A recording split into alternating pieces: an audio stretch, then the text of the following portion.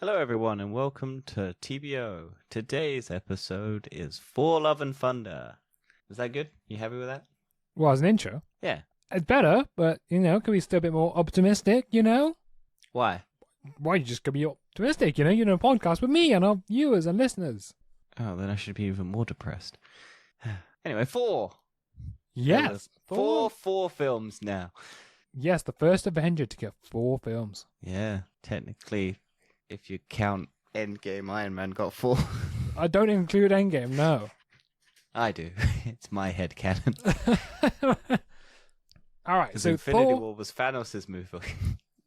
yeah, Thor has had a very mixed reception, and on the internet, Yes. I seem to just see everyone complaining about how this is the worst film they've ever seen. Yep, CGI's bad, characters bad, everything's bad, Taika Waititi's bad, Yes, Chris however, Hemsworth is bad. I enjoyed Valkyrie's it. bad. Yeah, I enjoyed it too. And I don't understand what everyone's saying is the worst film ever. I actually really enjoyed this film. I don't think it's as good as Ragnarok, but I didn't hate it at all. I thought it was quite fun. I think people were just taking the clips out of context and then just going, "Oh yeah, this is bad." Which, yeah, it's not the best looking movie in the world. Like, let's No, get that yeah. out the way. But there are some really nice moments and really nice shots in this movie. But then there are Yeah. also some god awful ones. I mean, I think the worst bit was the Groot bit. Mm. For me, I noticed that more than anything else. I was like, that Groot is awful. Oh, full spoilers ahead, by the way. Yeah, full spoilers. Groot's in this film. What a surprise. I didn't think Groot was too bad. He got sap on that device. It was fine. There's only one shot that I particularly noticed, but I was like, that is awful. Is it the shot where he laughs? I don't remember which bit it was, but I just remember seeing Yeah. it. Fair enough. But yeah, what do we want to talk about? Do we want to talk about the budget, the controversy, Oh, where do we the start? plot? Well, we'll talk about CGI. Let's go about the visuals and looks. Alright. So, what do you think about Taika Waititi doing a interview thing with Tessa Thompson and basically bashing the CGI and the visuals and everything to his own movie, whilst the movie's out and people are already complaining about the visuals? Yes, to be honest, I don't think the visuals are anything to do with the director. I don't think it's anything to do with their fault. I think it's... Well, Marvel does all their visual effects ages before. Yeah, well, I think it's Marvel. It's Marvel's fault. Higher Yes. up. Because recently in TFE, we recently discovered Marvel has a huge VFX problem right now. Due to just how many properties they haven't released a year. Well, I think where was it? I think the total time, total run time for Phase 1, Phase 2, and Phase 3 is almost as long, combined, or it's slightly longer than the current Phase 4 time, all of the stuff released in Phase 4 at the moment. Yeah, which is ridiculous. Like, that should not be the case. But yeah, so the VFX artists are very stretched and things like that. So Yeah, so I think knowing that, going into this film, I was a lot more lenient and I was a lot more forgiving to the sort of bad effects because I know just the sort of horrible working hours that are going behind this. yeah, that doesn't excuse them. You got to kind of understand that, yeah, the visual effects are struggling, but that's not the VFX artist's fault. It's the studio. So, okay, here it is. Phase 1, 6 films, 12.4 hours. Phase 2, 6 films, 12.7 hours. Phase 3, 11 films, 24.9 hours. Phase 4, so far, 6 films, 7 shows, 49.5 hours. That's ridiculous. That's a lot of hours. That's too many. That is the reason why the VFX for Marvel films are getting worse. It's quite impressive. And people are questioning how the fuck does this movie cost $250 million for a budget? Because Chris Hemsworth is expensive. Yes, but Natalie fourth Portman's film. probably expensive. Christian Bale's probably expensive. Taika Waititi's probably expensive. Doing all the VFX, even though they're meant to be cheap, still expensive. Yeah, there's a lot of VFX in this film. They There's might a not be significant good, but there's number. still man hours put behind that, so yeah. Yes, yeah, I think this film has probably more VFX than a lot of other Marvel films. Yeah. Even if they aren't top-notch perfect, it's also during a pandemic and people are working from home. I feel like 95% of the backgrounds are VFX and just green screen. Well, this was filmed in front of the volume. The So volume? the thing that the Mandalorian thing. Oh, right. That big TV. A lot of it's filmed in front of that.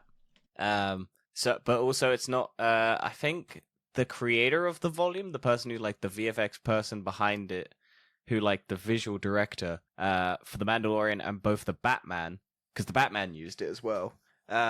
He didn't work on this, so he's like one of the only people who really knows how to perfectly crack how to make stuff look good in it yet.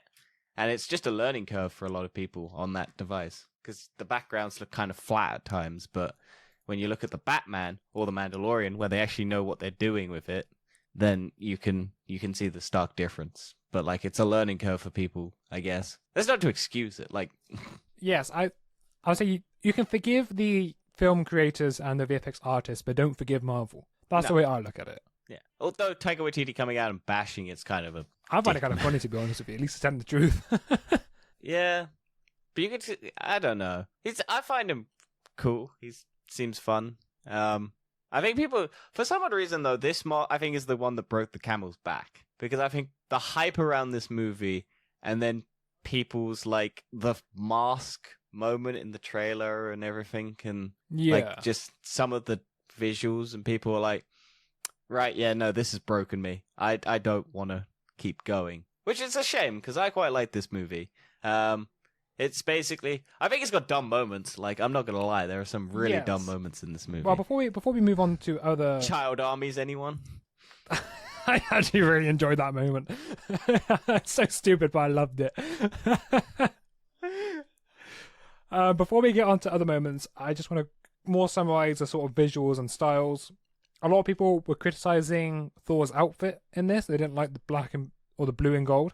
Yeah, I wasn't a big fan of that outfit choice, but I thought one of them looked good. But I think it's the one with the fucking frilly, like, face mask thing. That's the one that I don't like. Yeah, that one's because awful. There's different ones. There's different outfits. There's like 3 or 4 different outfits in this movie. I think Jane Foster looks badass, except for maybe the helmet. But that's a CGI thing as well. Yeah, they didn't make a helmet. We have discussed recently on TFB. We don't understand the point of having CGI helmets. I know why. Well, like for Endgame, where all the suits are CGIs, because the problem is they don't have. They're doing such a quick turnaround that they don't have time to finalize stuff. Yeah. So it's all done on the fly. So that's why the suits in Endgame were all CGI, was because they hadn't built the suits. Because making stuff practically takes time, whereas making stuff on a computer takes less time, but also, if not done right, looks bad. Yeah. But yeah, also apparently the VFX teams aren't unionized, and which is why a lot of this is happening, because like it's cheaper labor and they can't really do anything about it because they can't fight for their rights. So. I also thought unionize people. Gore looked great. Yeah, I like Christian Bale. I don't think he was that scary, and it's a shame that we don't actually see him kill anyone except for the first god. Yeah, I think because this film... that was my main issue. It was like, it's just kind of show the aftermath, but don't show the actual fights. Yeah, which I think is a bit unfortunate, but at the same time, there's only so much you can do with a 2-hour runtime. I don't really feel like this film slogged in places for me. No, but I just find that the only I think issue it was I just had too with him... short. And you need more of that time at the beginning, just showing Gore going around killing things. Oh yeah, you could have cut a lot of like Asgard stuff. Like, I reckon you could have cut the whole kid plot line, but the fun fact with that is it's the kids of the actors. So Oh, is it actually? yeah, Chris, the little girl who's Christian Bale's daughter in the movie is Chris Hemsworth's daughter. Oh, really? Yeah, So is that Christian Gore's Bale's daughter or? Gore's daughter. Oh, cool. That's actually kind of a cool thing. And Christian Bale's kids are in it. Natalie Portman's kids are in it. Tessa Thompson, Taika Waititi's kids are in it. The shadow monsters were drawn by the kids and then given to the Marvel VFX team to draw up. So that's quite heartwarming. Yeah, I'm not disagreeing with you. A lot of people seem to hate it. It's very divisive. It's like 6. I did have, because I know someone who's like not a like big mainline Marvel person, and he watched it, and basically his takeaway was like he came into me like really excited, and then went, yeah, I think it was just that it wasn't as good as Ragnarok, and I think that was the issue. I just don't like, he enjoyed it, he had fun with it, but I just don't think it lived up to the hype of Ragnarok, which is a shame. So here's an interesting thing from my point of view. When the first time I watched Ragnarok, I didn't like it that much when I came out of the cinema. Really? So I pretty much had the exact polar opposite for these two films. Hmm. The way everyone's feeling now for this one is sort of how I felt when Ragnarok came out. Yeah. And the way I'm feeling now was how everyone felt when Ragnarok came out. See, I like both. I just think Ragnarok's slightly better in terms of like pacing. Yeah. So I think for me, the two main issues I think the found- tone also clashes a bit. Yeah, I think Because it's got a very serious topic line. And then it's just kind of like, oh yeah, jokes. the two main issue I had was not enough gore and Both Thor- literally and the character. the way Thor is portrayed. Right. Because I think Bit dumb. I think he's way too goofy for this storyline. I'm actually fine with Natalie Portman being a bit more goofy because Yeah. that in a way that's her dealing with her traumatic. Yeah, it's her coping mechanism. And I Yeah, think Valkyrie. Thor is kind To of... be honest, I think Valkyrie's pretty much the same as the last film. I don't really see much difference. Yeah, no, Valkyrie's basically... She's still badass, though. They're all badass. Like, Valkyrie and Mighty Thor are badass. Yeah, Like but I would Jane love Foster. to see Gore like a lot more. Sorry, not Gore. Thor a lot more serious. That's not going to get confusing. Gore and Thor. Yeah, honestly. Yeah, I like seeing him be a bit more serious. As a fact, he has lost everyone. Yeah. At well, the that's end what I was of- saying. Endgame, like he is a broken man. Yes. Well, he should be on the same level of contempt as Gore. But Yeah, somehow he is the like that's why I think they went with this storyline. It's like they're in the same position. They've both lost everything, and Thor's about to lose the thing that he loves with Jane Foster. I think Gore. I don't think what's the character's name? Gore. Korg should have lived. maybe not. That would have actually hit a lot more harder. But it's because he's Because been it was just- narrating. it was you know just- he's living. Yeah, but I think you can still have narration at the beginning because you have that character moment where he's actually narrating. And he's still alive at that point where you get the flashback. So just having him die afterwards, you just don't need the end narration.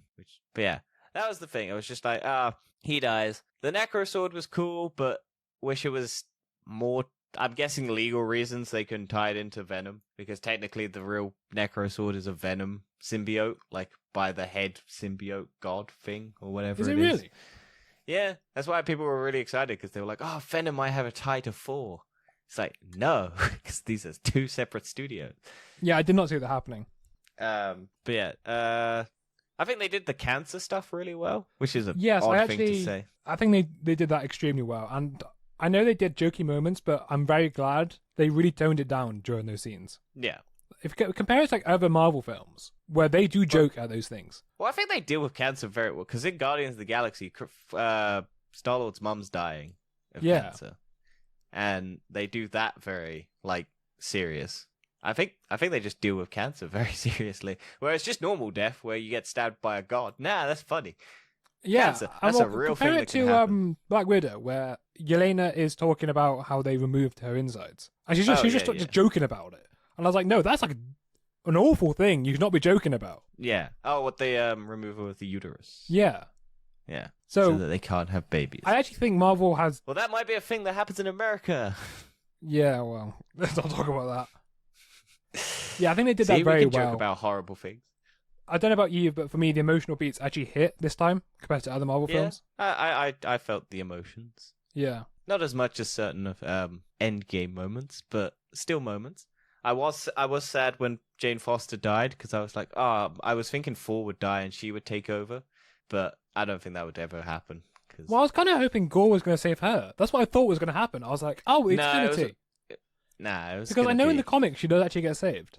Yeah, I was thinking that she would be, because that was what I was thinking. I was thinking that Thor would beat Gore to it and then wish for her cancer to be gone. But I think once I realized Gore was going to be in there and got there first, then it was going to be his daughter back, not Jane Foster, because it's only the first. Because I think people missed the line where it was the first person to get there.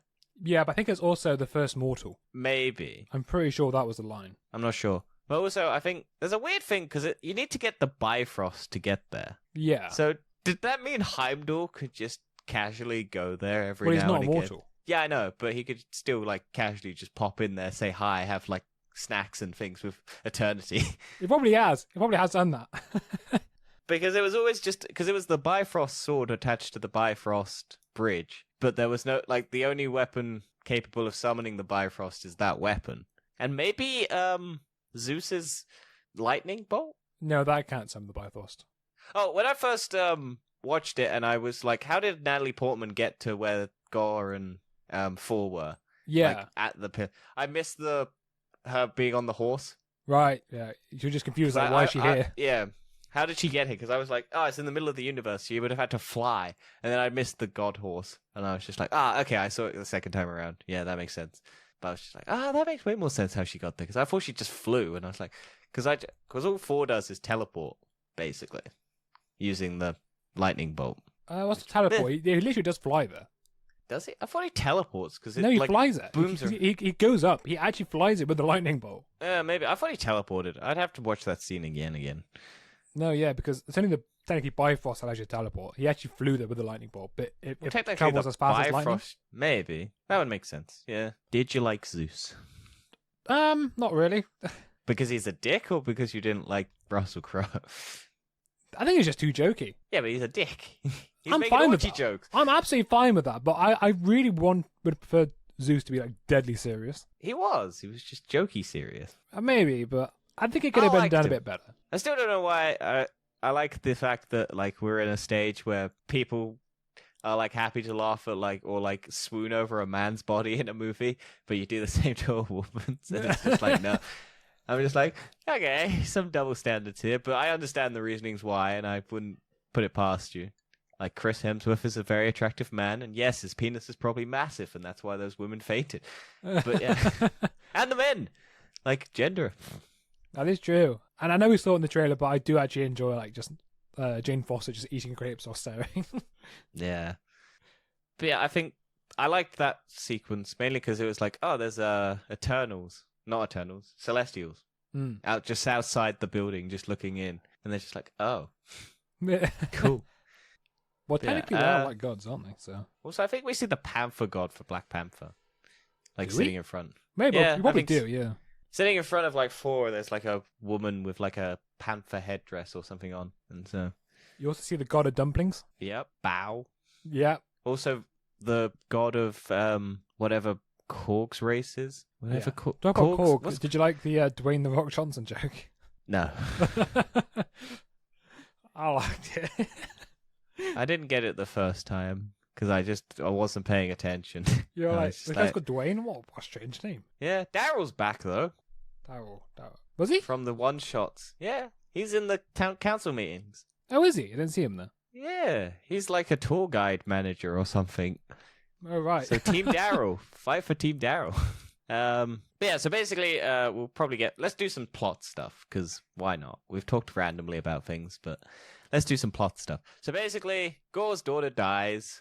He meets, the sword talks to him. He finds the god that he worships after all of his followers are dead. All the god's followers are dead except for Gore. That scene was weird, because that dude was a massive cunt, which I liked. Yeah, that scene was great. I loved how Gore was just getting evil at the time. Yeah. The sword is a possessive thing, so it parasites, so it basically corrupts the person, which again is another thing similar to Scarlet Witch, is another item corrupting people. So maybe we're just in a world with corruptible items. Yeah. And then what's his face kills the god and promises. I missed the first time that he was talking about eternity. When the sword is possessing him the first time, it tells him to go to eternity. It tells him about the Bifrost. It tells him. Oh, does he? Yeah, it in his eyes and stuff. Yeah, it flashes all in front of him. It tells him find eternity, find the Bifrost. Some of the Bifrost, find eternity, kill all gods, basically. And so I was why is he trying to get the hammer or stuff until Jane Foster finds out, or why? What are they talking about? How does he know where eternity is and stuff like that? But yeah, it was flashed up at the beginning, what his goal is basically. So that cleared that up. Then we cut back to Thor with the Guardians. Yes. Which I'm glad they were in it for a short amount of time. Yeah, I would have been annoyed if it actually was a lot longer. Although I wouldn't have minded them if they came at the end to fight Gore, maybe? If it wasn't them instead of the Kid Army. Yeah, it would have made sense though, because it's like, oh, we're dealing with the aftermath of this. But that was my thing. It was just like we don't see any Gore kill anyone except that one god at the beginning. Like, I would have just annoying. I would have loved to see the fight between him and that giant monster where Lady Sif is. Like, you could have had a whole action scene with Lady Sif on that side being in the battle, and rather than having another shitty play with Matt Damon, Chris Hemsworth's brother, Sam Neill, and Melissa McCarthy as Hela. Like, you could have cut that out and had an actual fight sequence with Gore killing some gods. Yeah, basically. I think when I know they said that god is, like, neutral, Hmm. but even then, I'm like, well, still show us having it killed. Like, when you cut to that scene with Lady Sif, I would like to see that full fight. So that exact moment when you see that message of distress, just pan out into it, almost, and then just show that aftermath there, because that would have been a cool transition as well. Yeah. Also, missed opportunity for the end credit spoiler where Lady Jane Foster turns up and meets Heimdall. Should have had Lady Sif's severed arm in Valhalla. End credit? Yeah, end credits. Oh, right at the end? There's two. I didn't see the second one. There's Hercules and then there's the Jane Foster one. Oh, I didn't see the Jane Foster one. So there's okay. So basically, it's just Jane Foster turns up at Valhalla with Heimdall, and Heimdall greets her and welcomes her to Valhalla because she died in battle, basically. Yeah. And they had a perfect opportunity to have Lady Sif's severed arm on the floor, but I don't think they took it. Because they make the joke about her arm maybe turning up in Valhalla because it died in battle. Yeah, imagine that's fine. Because it's obvious she's in Valhalla anyway. Yeah. Actually, she got dusted, so it was obvious. But yeah. But I mean, just you could have had the joke. Yeah, that would have been funny. That would have been good. It would have just been a nice little reference to a joke that they set up earlier. Like, oh, Lady Sif, there's just an arm. Why is there an arm? Oh, it's Lady Sif's. Like, that would have just made the connection between people. It would have just been a nice little thing. I don't know. I have watched it twice, but I didn't see the end credits the second time around because I didn't need to. So I haven't gone back and watched it, but I will go and watch it again at some stage, and I will try and confirm whether or not there is an arm, but I doubt it. I doubt it too, but that would have been very funny if that was. That would have made the message film... Taika Waititi and tell him to digitally add it in afterwards. Yeah, he probably could. But yeah, and then, so what do you think of the first fight sequence with Thor, where he just basically solos an entire army of weird chicken people? I hate them so much. And does the splits. That actually annoyed me. There were a few moments that did annoy me, and I was like, why are Thor doing the splits? I liked it. That was funny to me. I was just like, fuck. Also, do you like Avatar people? Avatar people. Oh, yeah, the blue. Yeah, the blue people. Everyone who is blue is just Avatar people, even if they're Skrulls. Do you know what I would have preferred? Is for Thor to be deadly serious. Just walk up to them and see. Snap their neck. Huh? Snap their neck. Well, you just see what's happening, and it goes, fine, I'll sort it out, and then just demolishes the building anyway. Because he's just pissed and like, look, I sorted out your issue. You see moody, brooding Thor, like, I fixed it now. What are you going to do about it? Yeah, maybe. But I don't think that's Thor's character. I would have been like, eh. Well, he's brooding, right? He's pissed. He's lost everyone. Well, he's not brooding. He's just kind of emotionally distant. Not brooding. He's maybe, just trying to he still has love in his heart. He's just trying to avoid it. Like, he really loves hanging out with Star-Lord. I would like to see Thor in the Guardians, though. In Guardians 3 or Volume 2. Sorry, or the Holiday Special. Maybe, yeah. You could definitely have Thor in the Holiday Special. Well, yeah, I think, because it takes place before the events of Guardians 3, I think. But it's also canonical, which is going to be weird. Canonical? Yeah, it's canonical to the story. Like, it's an actual canonical... Oh, right. It's an actual canonical story. I'm looking forward to that. Is it this year? I think so. I think it's either it's December this year or next year. But I think Guardians is next year, but it comes out before, so it's got to be this year. Yeah, I'm looking forward to that. It'll be interesting. I think it's a Disney Plus exclusive. Yeah. It's not coming to cinemas. It's just coming to Disney. Then where are we up to? Yeah, Thor leaves the Guardians and gets some goats. Really fucking annoying goats. I thought they were funny though, to be honest. I liked them. But only they got annoying after a certain amount of time. Do you know what my Like- favourite scene was? This whole film. It was When the they goats. smashed into the moon. Yeah. Yeah. I think they should have died at that moment, and that would have made it all the more better. Did your whole audience just laugh at that moment? No. So my whole cinema just laughed at that moment. Yeah, I didn't have, but there weren't many laughs. I went to a screening where there were a bunch of teenagers, and they clapped at the end of this movie. So I was like, oh great, this type of crowd, and they were obnoxious throughout the entire thing. So Oh, really? What were they doing? just laughing like at every stupid thing that happened, like proper like cackling and stuff like that. I think the only one I actually laughed out loud for was the goats crashing into the rock. Because I just didn't expect it happening. Yeah, I didn't expect it, but I was just like, yeah, it was interesting. It's my kind of comedy. Someone just getting hurt or something. And in this case, it was the goats getting hurt. Mm. Oh, that was great. But yeah, then Thor sees the message from Sif. Sif tells Thor that it's going to Asgard. Then Thor turns up. Jane Foster's also dealing with cancer during all of this. We got Darcy back. Yep, Darcy and Eric. I like Darcy. Darcy is a great character. To be fair, even she was serious during the whole thing. She wasn't even joking about it. Yeah, she wasn't like And crack- normally she she's was like making she was making some jokes, but they were also with Jane joking along with it. So Yeah. they weren't like, haha, you're dying. Ha ha ha. Yeah. Honestly, Like yeah. I think- Darcy's the one who tries to get Thor and Jane back to like communicating again. Like she properly like kicks the plot forward. And yeah, then Jane gets a like message from Mjolnir to come find it, essentially, which I think was unclear because like it was a breeze, and then there was the books, and it was just like, okay, here's Mjolnir.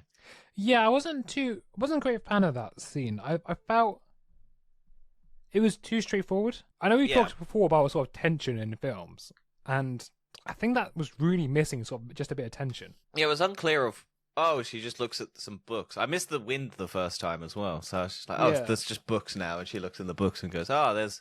I think it would have made more sense if she was looking up like Asgardian traditions because of Thor. Then she sees that, then she goes over. I don't know if you need the like Mjolnir was calling out to her. I think it takes away her agency to do it if you.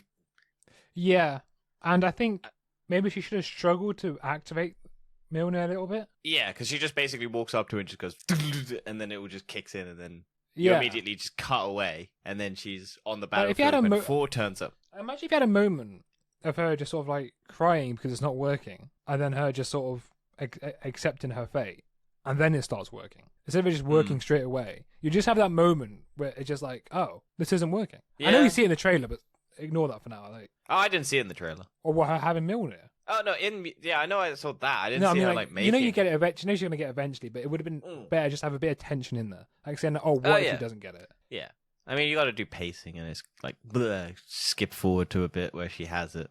Yeah, I think this film was very rushed. I definitely could have had an extra half an hour in here. How long is it? It's like 2 2 hours. hours, Yeah, you could have had which is another half an short hour. for a Marvel film. Yeah, Doctor Strange is. I don't get why they're doing like 2 hour things when they're like really long stories that warrant a lot. Yeah, 'Cause Doctor Strange is like 2 hours, isn't it? I think so. Yeah, and that could have done a bit more. And yet we have stupid TV shows that are 6 hours long and don't tell you anything. 126 minutes. Yeah, 2 hours, 6 minutes. And how long's Like- Hawkeye? Fuck me. Hang on. Let me Google it. You keep talking. It's getting stupid, honestly. I'd rather have Doctor Strange, Shang-Chi, Eternals, and Thor as a TV shows, and have these TV shows as films. 40 to 60 minutes per episode. That doesn't help. Let me just type in that. That doesn't help. So, total of 4 hours and 2 minutes. So we have 4 hours and 2 minutes of Hawkeye. It We is have the 2 hours shortest Thor. of the first 5 Marvel things. So, WandaVision was 4 hours and 30 minutes. Falcon and the Winter Soldier was 4 hours 26 minutes. Loki was 4 hours 8 minutes. What If was 4 hours 9 minutes, and Hawkeye was 4 hours 2 minutes. It's so stupid. I don't understand. Why are we dragging out stories no one cares about and then shortening stories people do care about? To make Disney Plus profitable. yes, I know that's clearly the reason why, but still, it's annoying, isn't it? Yeah, I'm not. Look. I watch all of this shit, and I'm getting tired of some of it as well. Yeah, I know. Like, I used to be a huge advocate of Marvel, and now I'm just like, no, I don't want. Do you know how long it's been since I'm more looking forward to non-superhero films? Yeah, that makes sense. Because, I'm kind of looking. Well, I'm not at the moment. I was the most excited I was looking forward to a superhero film was the Batman, yeah, and that did live up. it did, luckily. Yeah. But it's DC stuff. It's only DC stuff at the moment. No, I'm not looking forward to Black Adam. I actually think it's going to be alright. I'm looking forward to everything else except The Rock being in that movie, which sucks because I it's think a Rock. like the Doctor Fate, Pierce Brosnan looks fantastic. The little Adam guy looks cool as well. Yeah. Hawkman looks cool. Everything else in that movie looks awesome. I just don't like Dwayne The Rock Johnson, so I'm like, fuck. To be Why honest, does he have his to be acting it? actually looks a lot better in that film than I have seen in other films. It's just because he... You Just- never know. We may have. I might enjoy it. Look, John I Cena will go situation. in. No. I wasn't expecting to enjoy Miss Marvel, but I didn't hate it, so that's a positive. We'll do that review soon. But yeah, back on track. Yeah, after our sidetrack of how long everything is. Yeah, just give us 30 more minutes of Gore killing people, because that would have been so much more interesting than some of the things that we got. I think I don't need... probably every other scene cut, or every time we change destination, at that point you do a scene of Gore killing somebody. Yeah, or just do a montage of him just taking down some gods. Like Maybe not instead a of montage, but I well, reckon. No, that would have fit this movie perfectly because it's I all suppose just it probably would have. instead of having the screen where the Guardians is, you have that, and then you cut to all of the screens watching Gore murder all of them. Yeah. And then you just have this, like, you have the screen cut out, it goes in through the screen, and then you get the rest of the scene behind what that screen shows, and then you cut back, and you just have one scene where he kills someone. Because that was the thing, I was sat there, waiting for the God Butcher to kill someone other than the first god that he killed. Like, I don't even know if he killed the flowers. Like... That's true, you only see him kill one god. Yeah, you only see him kill one god. You don't see him kill the flowers. You don't see him kill the other things in that bush. And then all of the other ones are off-screen kills. But do you So it's think just any like- of these scenes were cut? I don't know. Maybe. They might have been too much CGI and Marvel might be like, fuck, we can't do it. Like, I imagine... Yeah, because I feel like Taika wouldn't have done that. I compare it to when we saw Hela in Thor Ragnarok, where she literally murders everyone. Yeah. And we see it. We have so much screen time with her. Yeah. Why didn't we have that with Gore? That's what I don't understand. I don't know. Like, I like the moment where he snaps that weird, like, shadow creature's head off in front of the children. I To try really and loved skip- what we had of Gore. I think Yeah. it was fantastic. It was eerie as hell. Like, it's so menacing, the acting. I think Christian Bale did a fantastic job. Yeah. Of He's what- like creepy, unhinged psychopath. Yeah. And then he's got the nice, sweet moments where he's like, I love my daughter. And I'm like, no, so sad. Yeah, I think I think that's the most annoying thing. Just lack of stuff and maybe a bit Whereas tonal they've issues, filled it but- with other stuff that... But like, I enjoyed that- the plot. I know, I like the plot. Like, I think it worked well. I don't know if I care about the kids at all. Or, like, Heimdall's son having god eyeball powers. I mean, that thought was- he was going to get Stormbreaker No. because Heimdall has the Bifrost, right? So I Yeah, thought but there's still the sword, I think, isn't there? I don't know where it is. It's not on Asgard. No. But it was in Thanos' ship the last we saw it. So it's probably just floating through space, unless Thor picked it up. So you could still have... Maybe it's the remnants of a necro sword. Well, they clearly hint at Thor 5. Mm. That Well, they say looks it like... return. Huh? Well, they say it returns anyway. He'll return at the Yeah, end. yeah. So maybe Thor 5 will be better, but I'm just because Gore's such a good villain. Yeah. Sad he's dead. Yeah. I'm sad he didn't kill all the gods, which would have been funny because they would have laughed if... Because in the first Thor, he says that Odin says that they're not gods because they live, they breathe, and they die. Hmm. And then it would have been funny if Gore wished them all dead, and they were just not dead because they aren't gods. Yeah. Like, they're just other alien races. They're not gods. They're just like aliens that people perceive as gods. So that would have been real funny if that happened. Or that Chris Hemsworth managed to get Natalie Portman back, because that would have been sick. But then I guess you can't have the magic cure for cancer be a wish. Yeah. Because that kind of really would rub a lot of people the wrong way, I imagine. Oh, they cured cancer in the MCU. You got a wish. Why didn't Thor wish for everyone to get rid of cancer? Yeah, I suppose it wouldn't have worked, would it? Just to save Natalie Portman, but... Shit, I really want Natalie Portman to not have cancer, but I guess I'll have to wish for everyone to not get cancer, or otherwise I'll get cancelled on Twitter. Yeah. I like the scenes where she sort of dropped the hammer. I fucking love her scenes where, those scenes are good, where she's in the bathroom and she drops it and it just crashes on the ground, and then you just see the disheveled, like, real version of her. Yeah. I also think that hammer is badass when it splits in half. It's so cool. And Like, I love whenever that it Thor's got that splits- now. Yeah, whenever that splits off and it just cracks, and I think the joke where the Stormbreaker's jealous is good. It just seemed... I love that. Just sort of floating in like a jealous ex. Yeah. Or like a jealous partner now. Which I don't know if it makes sense, because Stormbreaker was perfectly fine with Thor using his hammer when they were fighting Thanos. I think it's not actually Stormbreaker. I think it's more just Thor's mind, because Thor summons it. Maybe. So I think it's Thor just actually doing it, but subconsciously, because he feels guilty about his hammer or something. Mm. And the hammer's not actually alive, I don't think. I could be getting that wrong. Well, it is organic because it's part of Groot. That's true. Maybe Groot's fucking with Thor. Because he planted it in the soil, and it did actually grow roots. Yeah. I don't know if I like the scene where he flies on it like a broom. It's just like, oh, okay, that's an I like it's funny, but I'm just like, oh, okay, that was random. It's a bit much, isn't it? Yeah, I think the Bifrost thing where Thor like crashes through the roof and doesn't like manage to Bifrost is probably just his subconscious not working properly. So it's not Stormbreaker, it's just him like not being able to channel it. That's why you need the boat channel thing. I think it's his mind. He can't focus on it. Yeah, because he's like, oh fuck, Natalie Portman's here. She's banging. I wanna I get think back. they're both pretty cool, by the way. Like, Yeah, she's how it really. spits. I really enjoyed Natalie Portman being back. Like, she actually did a lot of cool shit. Like the fight with that first moment where you see not Stormbreaker, Mjolnir split, and just all those shards just crash through those monsters and just tear it apart. That was so badass. it's so cool. And then again when they're fighting the gods in or the guards in Omnipotent City or whatever it's called. Yeah. That's also cool.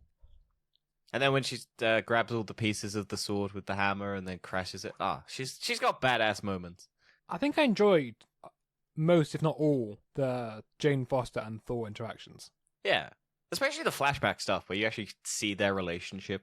Yeah. And you see how they made Thor maybe secretly imbue it or like unintentionally imbue Mjolnir to protect Jane. Yeah. Which, if you think about it logically, is kind of like, oh, you're destroying her cancer treatment, Mjolnir. So you're not protecting her. Yeah. You're trying to do what you think is right, Mjolnir, but you're fucking it up. Well, I If think you're just... no, but she was dying anyway. That's what Eric said. The cure's not working. Yeah, but So it's it wouldn't also have made like, a difference. But oh no, she was gonna die regardless. But yeah, no, their moments are good. Valkyrie still badass. Love her. I like the moment where she's on the podium stand thing and she kisses that random god waitress lady's hand. She's just like, gonna come back for you later. yeah, I liked how they played sort of more tribute to what happened in Thor Ragnarok, where she lost her girlfriend and her sisters. Yeah, that moment was generally quite emotional, where like Valkyrie's like Gor's like just telling her about her past and just saying how the gods failed her and how like I thought there was gonna be a moment though where like because I thought the kids were gonna turn on Thor at some point, because I thought like, oh, the Gor's made a good point to the kids, like, and then the kids like turn because they're corrupted slowly and Thor's got to break them out and that's how they cure it. But no, it's just he gives them the power of Thor somehow using Zeus's lightning bolt, which Thing is, kind of I know it's stupid, but I did enjoy it. It was.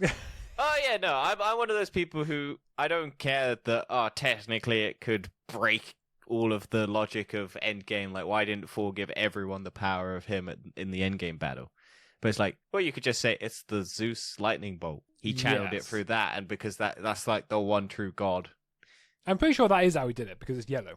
Well, yeah, he channels it through the lightning bolt because he doesn't have Mjolnir or Stormbreaker at that moment.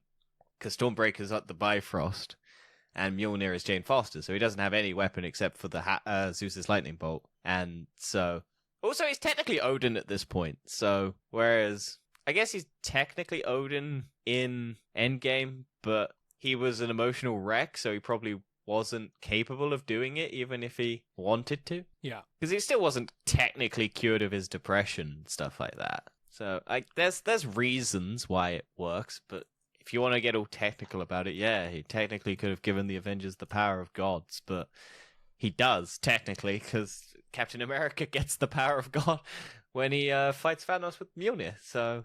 I know it's a connected universe, but it's getting so big now that I think we just need to ignore the plot holes or the things these films create. It's too much. You can't just think, oh, what if this? It doesn't matter. This is a film, right? Yeah.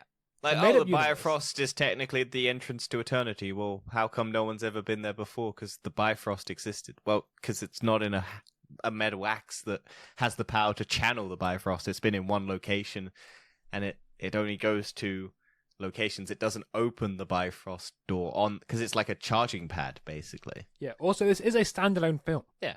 It's Guardians. Not like it's meant to be like the next step or story or whatever. It's not like continuation. It's the new thing. Just stop with this.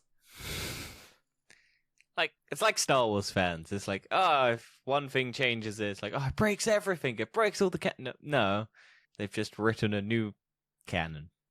Only time I do agree with it sort of backtracking is in TV shows where it's continuation on the series, because when you have multiple series, I consider them all as the same thing. Yeah. You are continuing the story. And if you have a later part of that story that contradicts the original the story, then I have a problem with it. But if it's separate films or separate TV shows, then just ignore it. Yeah. Like, just have fun with the film. Yeah. You don't need to... It doesn't need to be a good film for you to enjoy it. Yeah. Or you could just read the Wikipedia article and it has all the plot details there for you. If you hate movies that much. And well, I want to. While we're coming towards the end, let's talk about the end of the end of the film. Yes. So Gore's sort of saying that he wants to kill all gods because he's got nothing else to live for, and also because of the sword. Also because of the sword. But the sword's been broken, and he still wants to do it because he's got nothing else. And they said, "Well, why don't you bring your daughter back to life?" And he said, "Well, I'm dying. He's got no one to look after her." I do like the moment where he just Thor basically just says, "Well, look, you've won. I can't do anything. You can either fight for love or revenge, basically. And I'm not going to spend my last moments with you. I'm going to go spend them with the person I love. And you can do the same." Because he's dying. I don't think it's kind of weird that he goes, "I'm dying." Like he didn't realize he was dying. Because he just kind of goes, "Oh shit, I'm dying. Fuck, I gotta go get my daughter back." I don't think that's quite what he meant. I think it came across as that. But... Yeah, it's just like, shit, I think he's just trying to say, look, I am dying here. It doesn't matter, but yeah. And I do like the fact we now have young Thor. Basically a god with the powers of eternity in a small child. Yes, and I love that he gave her a Stormbreaker. Like a giant axe the size of her. Well, he was never not worthy of carrying Mjolnir. It's just he didn't have the power to summon it at that point. Well, I just thought it was funny how he gave her the massive one. Oh yeah. Yeah. Well, he's always loved Mjolnir. He's never not gonna. Yeah, that's true. Yeah, he loves his hammer. Yeah. And I enjoy the interaction. I enjoy the interaction between Gore's kid and Thor. Well, yeah, it's him and his daughter in real life. Oh, obviously, but and in the film. Yeah. I wonder if they're gonna keep that makeup on that hammer. No, they won't. They should though. They probably should, but they won't. If they continuity-wise kept it, because they say, "Oh, that's never coming off," and then they never take it off, and in every movie, like afterwards, in the most serious scene where they're trying to break in, what's his name? The one above all. No, Kang the Conqueror's skull. Oh yeah. And they just have Thor's hammer still have that stupid face on it. Like, just as they're, like, Thor smashing in Kang's skull or something, they just have that, like, stupid face still there. That'd be funny as fuck. I think that's it.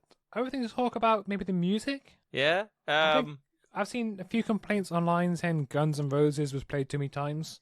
Well, it's his theme at this point. It's like Iron Man's theme being, I am the Iron Man. Well, my point thing. was, well, what about Led Zeppelin in Ragnarok? Yeah.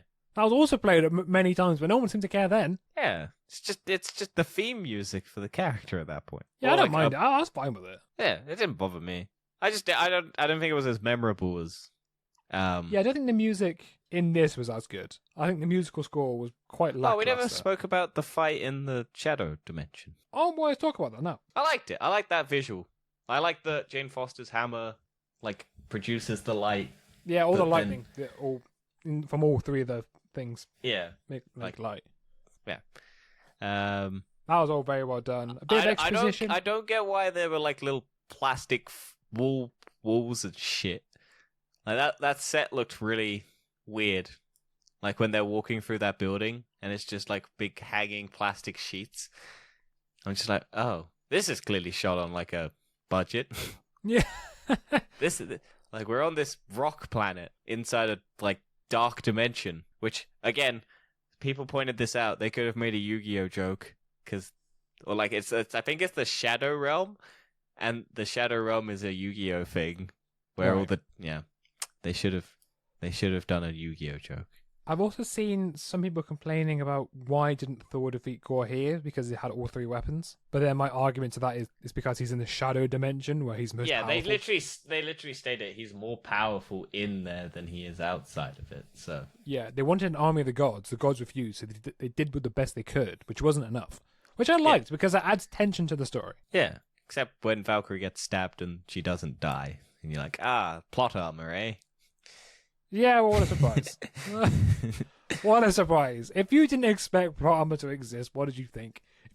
Anyone who gets stabbed in Marvel tends to not die. Unless the plot demands that they do. Think back, because I can't think of a single person who died from a stab wound. Even Phil Coulson came back to life. True. Yeah. Any henchman. Any henchman, yeah, it's the only ones. Everyone else comes back to life. Yeah. But yeah, I like that fight. It was a cool fight. I just think the set that they were on is kind of just weird. Also, I don't know there were why. a lot of cool visuals. Yeah. I especially like the scene when they were on the boat looking out into space and they saw the Space star dolphins. Space dolphins, that's the one. I enjoyed that. It was nice. Yeah. And they had a nice moment where Jane Foster tells Thor about her cancer, and they're like, fuck, I want to be fuck, what was it? I want to It feel was- shitty. Yeah, I want to feel shitty with you. And thought, Just I don't like, understand what this means, but it's what Star-Lord said. Yeah. I'm amazed he didn't say that to Gore. Like, that whole speech to Gore, and that would have been the end, and I'd just be like, oh god, no, that would have been horrible. That would not have been good. It would have been funny, but not good. Yeah, I do really enjoy well, I don't enjoy it, but I think it's a really well done scene where Thor and Jane are in the hospital, and Jane's, like, after the fight with Gore, and she's basically, if she uses Stormbreaker one more time, she's gonna die, essentially. Well, not Stormbreaker, Mjolnir. And they're just Thor's basically just going, well, I don't want you to die. I want you to be back here for when I come back. And I want to actually give this a go. And, like, if Yeah. you pick up that hammer again, we can't be a thing because you will die. And then she comes and saves him. Like, it's a nice moment. It is really nice, and it's very sentimental, which once again, I don't really feel the emotional beats from most Marvel films. Nah, One thing I didn't like about that was the vending machine scene, because I was like, I've really never seen a vending machine before. Yeah. It's like, a fridge with no door. I'm like, there is a door. That's Like, how you get the items into. You could still have a similar thing with him getting angry at it, Yeah. because he's quite emotional now anyway. You just say, "Oh, it wasn't working," so he just smashed it and took the whole thing out. You don't need. Yeah. It's the tone issue. I think this one wasn't handled as great as the other one. Yeah, Like, there's a less balancing act between the jokes. And I think there was apparently an interview where Chris Hemsworth basically said that the story was cut out to make more jokes. oh really? Apparently. I saw like an interview saying that sort of something where Chris Hemsworth and Taika Waititi were talking about it, and they said, "Oh yeah, some of the story was cut out so that we could do more jokes and stuff like that." So I was just like, "Oh, okay." I Like, imagine that's mainly at the beginning. maybe because it does get serious a bit. Yeah. I think you just got to you're either like okay. I will say this: if you're on board for the child army, that is probably the breaking point for most people. Yeah. Like if you're not in for that, that's going to be the point where I think you just zone out of this movie and you just give up. Whereas if you're okay with the child army, then this movie will end perfectly fine for you. But I think if you're not a fan of the child army, then this movie won't do it for you. And also if you get hung up about visual effects being iffy. Yeah. But But like- hey, I think see, this is the thing that I always find weird about people who complain about the visual effects. Like, if the visual effects are bad, but the story is good, you can get over it. But people get hung up on the visual effects and then think the story isn't good because of that. Like, there are really shit movies with terrible CGI, but they're still great. Like the prequels are fun. Early like a lot of early movies, the visuals are like absolute garbage, but they're still fun movies to watch or because the stories.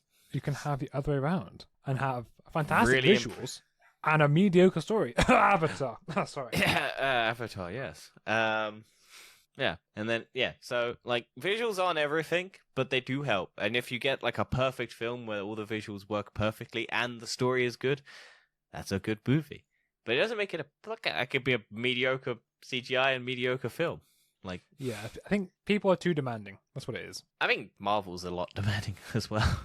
Marvel as the franchise too demanding, and I think the fans as well. I think I do think Marvel needs to maybe only release, like, 2 TV shows a year. Not 4, 5. Yes, because nobody cares about this many. You don't need to do them all. Well, also then gives you more time to like actually plan the story. Because What was the first Marvel show this year? Was it Ms. Marvel or something else before this? Moon Knight, I think. Oh yeah, Moon Knight. I think Moon Knight, then Miss Marvel, then it's Hawkeye technically came into the. Well, no, it finished around Christmas time. So However, I think the unfortunate thing is, how are Marvel going to learn from this? Do they actually look at the criticism, or do they just look at the numbers? well, the issue with this whole thing is that it's the same with DC. Because DC's in the situation where they're trying to transition away from the Zack Snyder universe, and they've already pre-productioned a lot of stuff. But then everyone hates that pre-production stuff, or it's got terrible actors in it, like Ezra Miller's being horrible and shitty and everything like that. But they've still got those movies pre-produced or in development, or like when Josh Whedon, who was going to do a Batgirl movie, they had to cancel that because Josh Whedon got cancelled. Ezra Miller's now getting cancelled. Amber Heard's getting cancelled. All of this stuff. And this is the problem with trying to build a universe 5 years, 10 years down the line. If someone does something wrong and you've built your entire universe around that character, then you have the problem of, oh, how do we change this? We've got so many cogs in the wheel, and this person is so important that we need them. Whereas Marvel's issue is more or less they've got everything planned, but they're now stretching everything too thin. But they can't change course because otherwise they have to slow everything down. But they need to ramp it up because they need the hype train to keep going. But I think people are getting tired because of how fast this train is going. I think Disney Plus has enough content now. So I think after Phase 4, in Phase 5, just slow it right down. I'm fine with it being 2 films and 2 TV shows a year. I think also, that is... don't overlap your shows. Because Miss Marvel got fucking tanked in ratings because it was trying to compete with Obi-Wan. And The Boys. And everything. Yeah. And it's just like, well, what's your priority, Marvel? If you're going to do this, at least spread it out so your content actually is spread out, not overlapping. Because, like... It's so unfortunate because it could be so much better. And the story... You can see the story is so good. Mm. And then you're just missing that extra bit. That's the easy bit. You're missing the easy bit. Yeah. You've done the hard bit. Yeah. Like, writing a good story is so much harder than visual effects or art or just acting. Well, I know Marvel, because Marvel does the end fights, because they have to plan all of this years in advance so that they can get it all done for the deadline. Whereas I think now they're probably in a situation where they haven't got like 2 years to do it. They've got a year to do it. Or something stupid like that. Probably.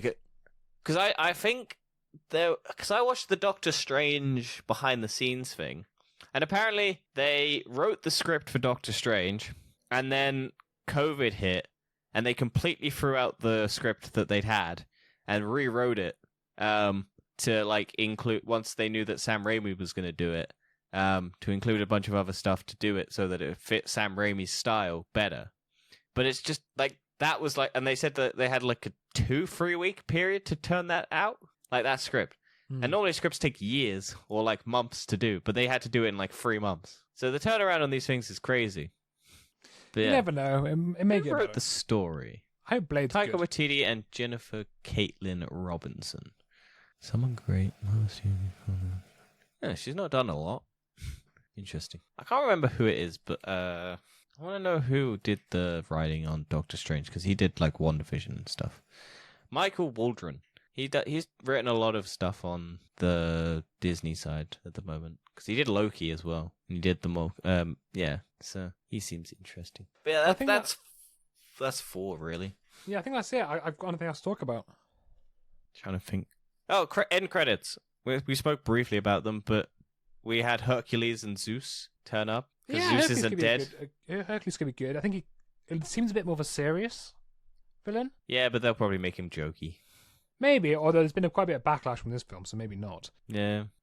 And yeah, then I already spoke about the end credit of Jane Foster turning up in Valhalla, which is a nice moment. But technically, she didn't die in battle. She died after the battle. So by Thor's logic, she shouldn't turn up in Valhalla.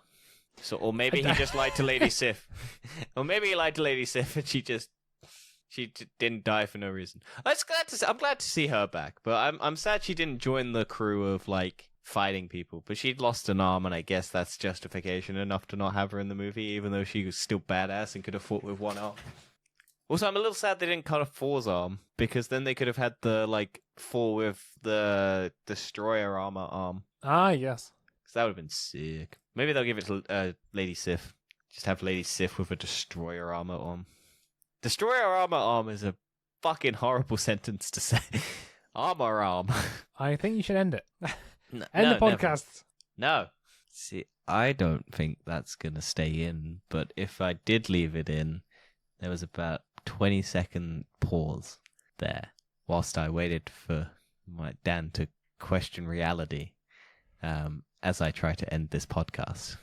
While we're doing this podcast episode, I'm pretty sure it's like 35 degrees in my room. I'm sweating. I just want to get off my computer, and I'm waiting for this man to finish the podcast episode. Yeah, it's very warm in the UK. So going to an air-conditioned cinema is a nice change of pace. Finish the episode! Anyway, that's been the 4 movie. I watched it in Cinema Screen 4. May the Force be with you.